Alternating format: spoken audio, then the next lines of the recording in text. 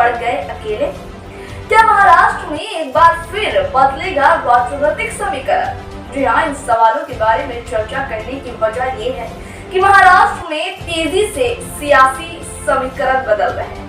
एक तरफ जहां एनसीपी प्रमुख शरद पवार ने सरकार के खिलाफ विपक्ष के मुद्दों की हवा निकाल दी है, तो वहीं दूसरी तरफ उनके भतीजे यानी कि अजित पवार पीएम मोदी के करिश्मे की तारीफ कर रहे हैं।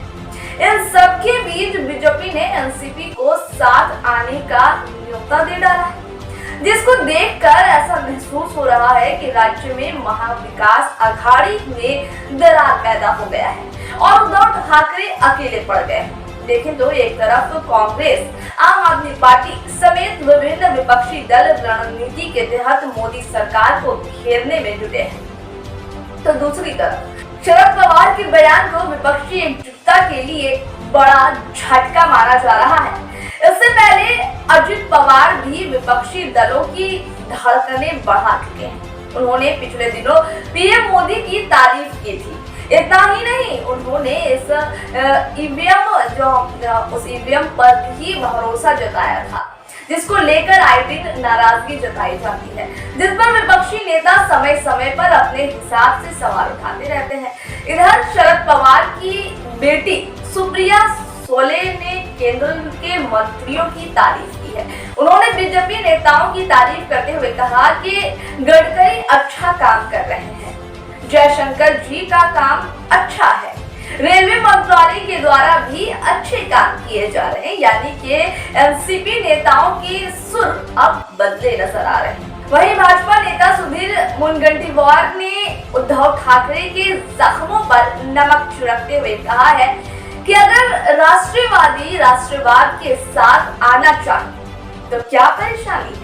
उन्होंने कहा कि हम खुद राष्ट्रवाद के साथ हैं और अच्छी बात है कि अगर वो राष्ट्रवाद की तरफ आना चाहते हैं तो उनका स्वागत करना चाहिए।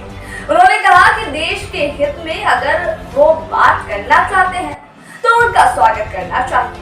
भाजपा नेता सुधीर मुनगंटीवार ने कहा कि अगर एनसीपी उद्धव के साथ नहीं जाकर जनतंत्र के मार्ग पर आगे बढ़ते हैं तो उसमें हमें क्या दिक्कत होगी। उन्होंने कहा कि रास्ता बड़ा है, एक कदम उन्हें बढ़ाने दीजिए, फिर देखते हैं आगे क्या क्या होगा।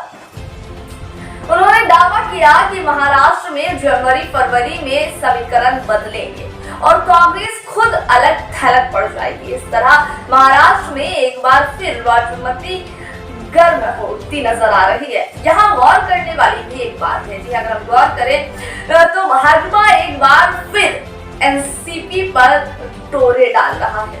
अब देखना यह है कि महाराष्ट्र में भाजपा और एनसीपी के बीच ये नजदीकियां क्या रंग दिखाएंगी।